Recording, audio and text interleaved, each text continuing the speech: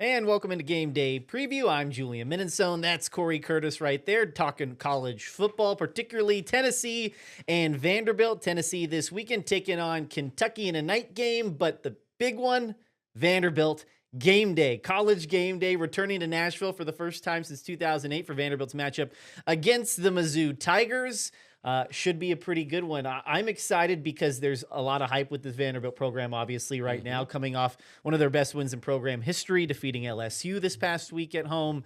They're ranked in the top 10 for the first time since, what was it, 1947? 1947, back when I was in kindergarten. Long time. And Diego Pavia now and he has the Vanderbilt Commodores in the driver's seat for a potential playoff run here.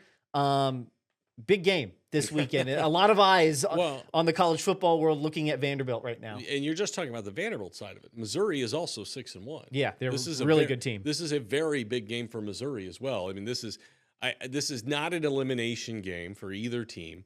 But, you know, for the winner of this game, you really take a step forward towards the playoffs. And if you lose this game, you got to be perfect the rest of the way. And there's two SEC games like that this week. We've also got Oklahoma taking on Ole Miss in another game. Both those teams have got to win. You'll see that Oklahoma-Ole Miss game at 11 a.m. right here on News 2. After that, Alabama and South Carolina. We'll see if the Gamecocks can get something together this year. It's been a really disappointing season for Shane Beamer and company. And then in primetime, look, that's an elimination game for LSU. It is indeed. And it might be an elimination game for Brian Kelly. Yeah. I mean, I don't mean to be sound so dramatic. They have the second highest payroll in college football, and if he fails to make the playoffs, which it looks like he's going to do, there's not going to be a lot of happy boosters in Baton Rouge. Because they're impatient. Yes. That's another thing. You see Alabama on the schedule there. Mizzou's coming off a performance against Alabama, which fell a little short, but they fought the Crimson Tide really hard. Yeah.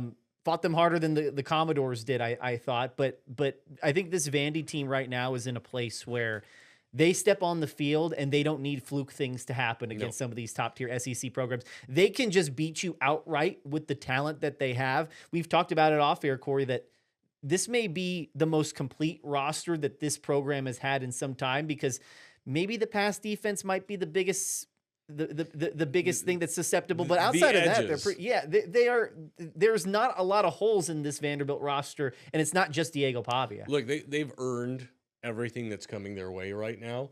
Now the big thing is it's going to be a fun week, but it will not be a fun week if they don't win. Okay, so they've got to handle it, and that was a big topic of conversation for the Commodores this week at practice. How much do you let yourself just enjoy it? I mean, this is the big game. Everyone's talking about. You guys have earned it. Yeah, you know, we've definitely put in the work since I got here in May, and I've seen what this team's put through in spring, and then what we've done in summer, and up to this point. So we just got to keep staying focused on what's important now, and then everything else will pay off. So, but also you also got to enjoy it. So, you know, it's fun seeing all the media and all that stuff, but we just got to stay focused on what the main priority is. Did you watch Game Day growing up? I did watch Game Day growing up. I watched all these big teams play. It's a blessing being in the SEC now, you know, going from the Big 12 to the SEC. So it's cool to see like that, kind of like I guess you could say the change. It's a little bit bigger stadium. So it's cool to see that. I think it's a good thing, honestly. I think that the more eyes we have on us, the better we're going to play. And, you know, that's kind of what Diego's lived by his entire life, kind of being an underdog. And I think Clark Lee's the same way. You know, Coach Lee is a genius, and obviously he came in here, he wanted to flip this thing around, and he had a vision from day one. And, you know, in life there's going to be roller coasters, but, you know, he stayed steady, and it's kind of coming to fruition now, so got a long way to go. We're excited about the challenge Missouri presents. We're excited about the moment we're in our program. I do think we need to enjoy that, and then we need to just pour into our preparation and have as much fun as we can have on Saturday. And what I know about this group is I trust them. They care so much about what we're doing that no matter what comes each week, week in, week out, I'm going to have a group of guys that are going to be standing side by side with me, ready to continue to grow, evolve, and attack what's next. And I think that's kind of the beautiful part of what seasons allow you to do is, like, you know, your team is revealed. You know, we celebrate the parts of it that are good, and we improve the parts that aren't. And each week you get to learn a little more about it. So, definitely a cool moment for us, but again, I caution against anything that makes this bigger than one game in our season. Where on Saturday I need a team that's going out and having fun playing the game free. Julian, good for Clark Lee. Yeah. I mean, because you talk about having the courage, the audacity to dream. 2 years ago, he's at SEC Media Days, and he talks about winning and competing for national championships, and he knows everybody's going to laugh at him, and they did. Everybody snickered. We all snickered and laughed, and here he is pushing for a spot in the college football playoff. I need Diego Pavia to hype me up before sportscasts and stuff, because it will make me feel like I can do anything. Because you think you hear what Cade McConnell, the offensive lineman, said, that, hey, Diego wants that spotlight, and so we want it too. The fact that he has galvanized these troops they want to play in the biggest games possible. They want to embrace every moment. They want to be a part of the biggest moments. They want to get to a playoff. They feel like they can do it, and that's the biggest thing that Diego Pavia has brought this program. Just the overall belief that little old Vanderbilt can get there. Well, I guess he has them believing they're not little old Vanderbilt. Yeah, that's exactly. They think they can go and beat anyone. And they're not the same program. They're just, I know people still want to label them as that. They're not. They're ranked number 10 in the country. I think you have them number 8 on your ballot. I have them 8 on my ballot, and that's perfectly reasonable. They deserve to be there. By the way, Cade O'Connell, he's in the spotlight. He went viral this weekend because in one play, he absolutely destroyed 2 LSU linemen, and it got posted on Twitter, and it just went bonkers. That offensive line has been so good. Yeah. On the other side of the ball, Mizzou has the best run game, and particularly running back in the country, in Ahmad Hardy. He's who I voted for my midseason All-America team. Yep. Averaging 6 yards a carry. He is that dude. And so the tough test for the defensive front and that side of the ball and Steve Gregory's guys is going to be, can you slow them down? And on the other side, can that offense and that running game continue what we saw against LSU? Because you're keeping guys like Hardy off the field and you're off to quick starts and you have the lead, and that means Mizzou is more susceptible to passing the football. All right, well, the quarterback, Bo Prebola, he's up over 70%, just like Diego is. So he's also playing at a really high level. He's a Cal transfer.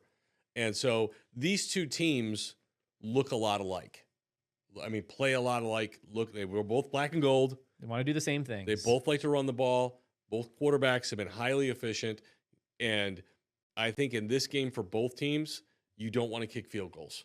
No. Because I think ultimately field goals are going to get you beat in this game. I don't necessarily think it'll be that high a scoring, but I think when you have a chance to put 7 on the board, you absolutely have to do it. Yeah, whoever wins that time of possession at the end of the day where you look at that stat is probably going to lead in the scoreboard by the end of the fourth quarter too.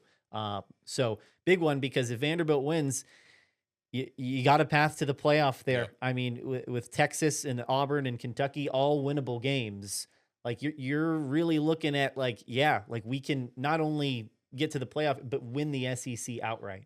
And if you win everything up to Tennessee, you're in position to not win that game and still go to the playoff. Yeah. And you don't want to do that, but it's possible. That would be nice. It would be possible. So we would have to wait and see. It's a huge weekend of football. They all are in the Southeastern Conference now. Actually, earlier today, I got a chance to talk with former Auburn head coach Gene Chizik about that SEC slate. And for a good bit of it, we focused on this matchup between the Commodores and the Tigers. Let's welcome into the program former national championship coach of the Auburn Tigers, Gene Chizik. Coach, thanks for being here. And you are the perfect guest to talk about Diego Pavia, because you had a quarterback who you rode the Lightning to a national championship. How much can one guy like this mean to a football team? Well, look, from the outside looking in, Diego Pavia he's a culture changer. He's what I call a multiplier. And what I mean by that is that's a guy who within your program literally brings up and elevates the level of play of everybody around him. I've said this before about him. It's one thing for a guy to go in there and say, hey, I believe we can win championships. I believe we can do X, Y, and Z. They talk a good game. But then when the players sit back and look at a guy and go, wow, the way he's playing right now, he's actually living out what he's saying. And when you have a guy in the locker room that can be that guy, it's rare. It's a rare that a guy can come in, especially just historically with, Vanderbilt's inconsistent success, that he could go to a place, say that, and then turn around and do it. So I think he's an incredible story for college football. One thing that Clark Lee has done to me that is amazing is he is literally he's done great in the acquisition of players, particularly guys that were under recruited in college and in high school, and really developing these guys. He would be one of them. Trey Richardson would be one of them. There's a whole roster full of those guys. But Diego Pavia, he 100% is the unequivocal leader.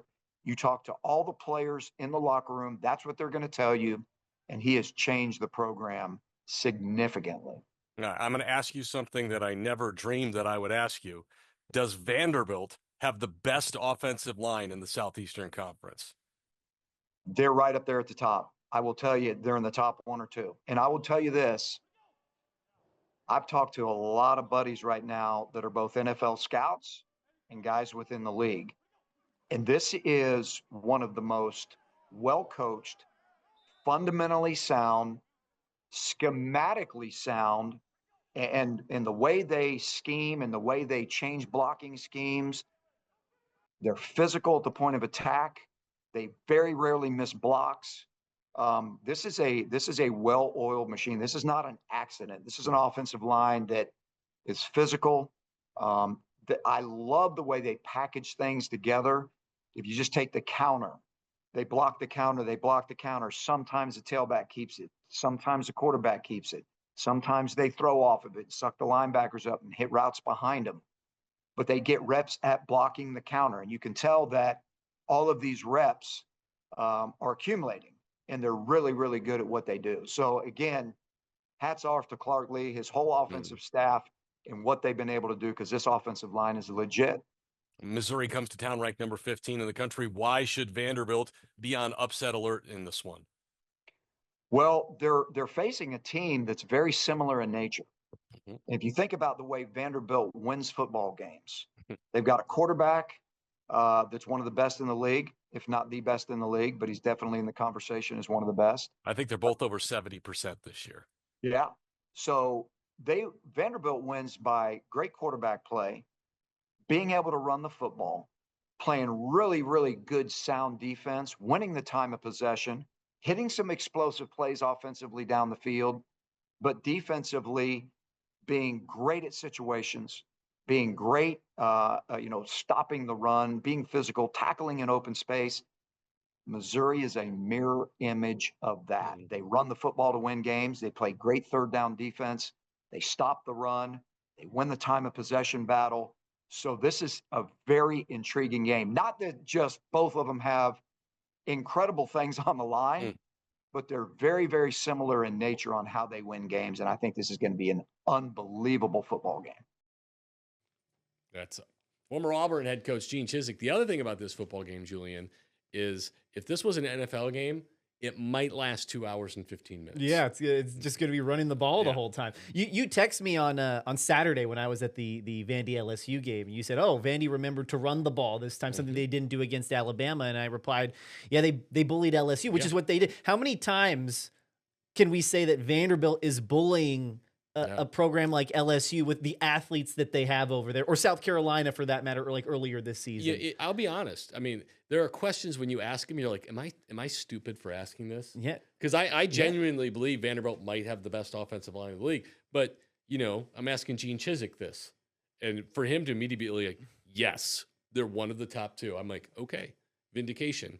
There's someone who knows. Yeah. And has talked to people about it. Also, we talked afterwards, very complimentary of Jerry Kill and the impact he's had on this team as well. Yeah, absolutely. Chris Klinakis, their offensive line coach, has been huge. Clark Lee, of course, helping bringing in the talent from different schools who were, under recruited guys, maybe who want to play at the big level. It was kind of a perfect storm of things, and you are seeing it play out on the field. They're not going to nail the portal every year like they did this year.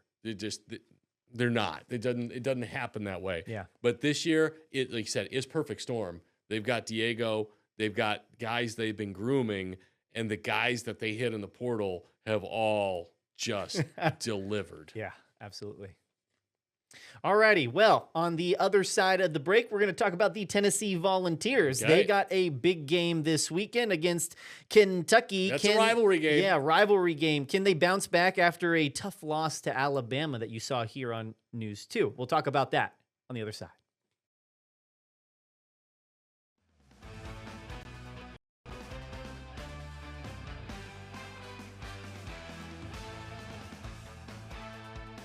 Welcome back to Game Day Preview. Julian Mininsohn, Cory Curtis along here with you. I wanted to talk about the Tennessee Volunteers. They've got an evening game on the SEC Network, 6:45 p.m. kickoff against the Kentucky Wildcats, which is a rivalry game, but these are two teams that are at very different points in their programs right now. Tennessee obviously still trying to earn that playoff spot and get back-to-back to the playoffs for back-to-back years. Kentucky winless, yeah, kind of in a free fall right now. And this might be the perfect game for the Vols coming off that loss to Alabama.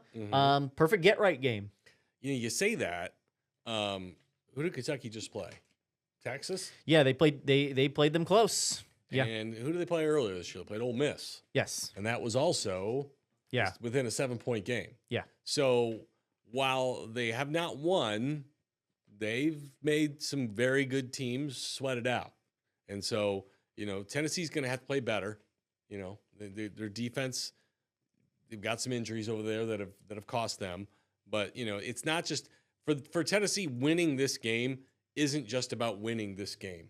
It's, you talk about get right. It's about getting yourself back with some forward momentum for the stretch run, because they've still got two big ones with Oklahoma and Vanderbilt that they got to win, because they got to run the table to get to the playoff. Yeah, there's no room for error there for the Vols. 2 losses already.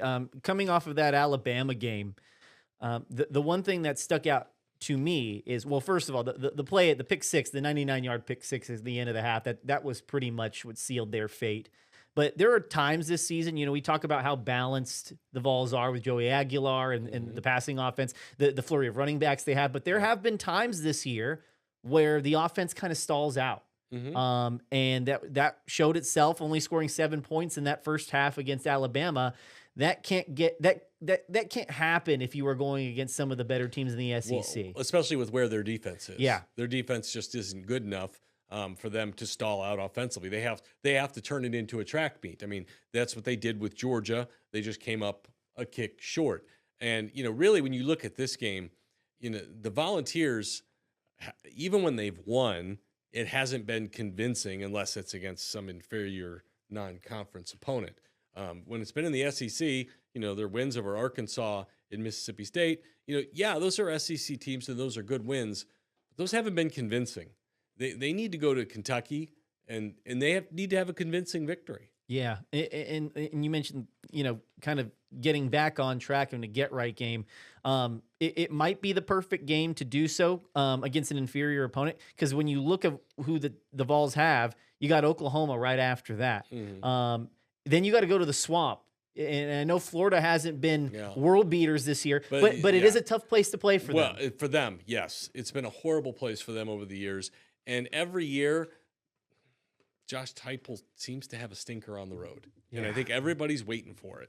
Yeah. And so we kind of have to wait on that. Let's go out to Knoxville and let's hear from Tennessee.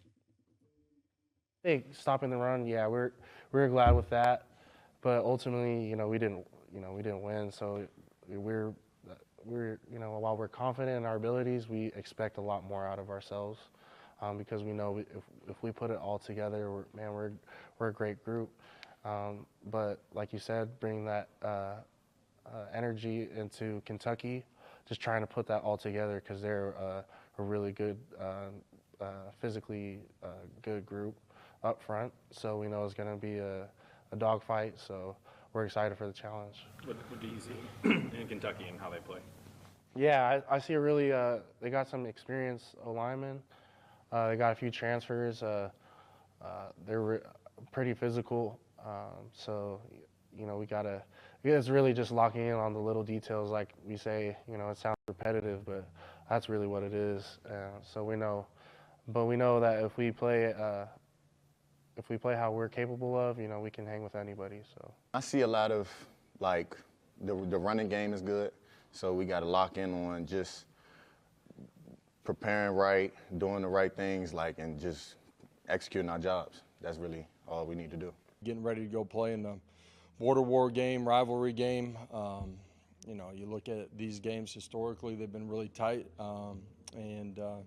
So we're playing a really good football team. You look at them, you know, Saturday against Texas, statistically won the game in about every way, just not on the scoreboard. They take it to overtime. So another test inside of this league on the road against a good football team, and one that we're looking forward to, and hopefully we see a lot of our fans make the trip up there to Lexington. When you show the film to your guys of Texas, Kentucky, do you think it's not a hard sell to them that they're playing a good team considering what they see in the Texas game? Well, they know they're going to play a good team every week inside of this league. First of all, again, another road test.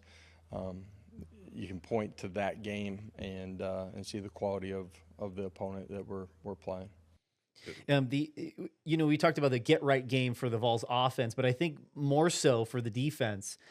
This Kentucky team only averages about 22.5 points a game.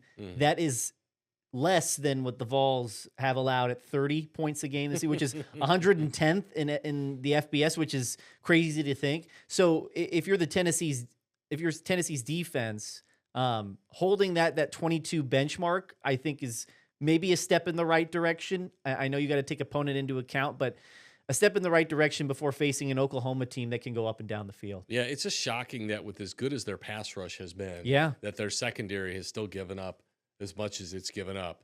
They still don't have McCoy. That obviously hurts. Yeah.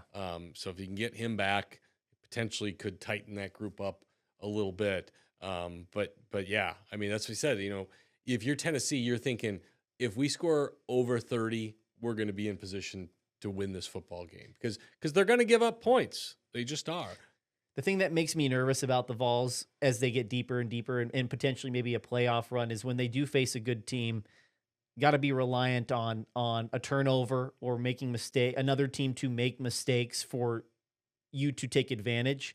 I don't know. That's kind of playing with fire a little bit for me. And that's one thing that this season, there have been times where the Vols have turned teams over and the offense doesn't capitalize on some of those bigger opportunities.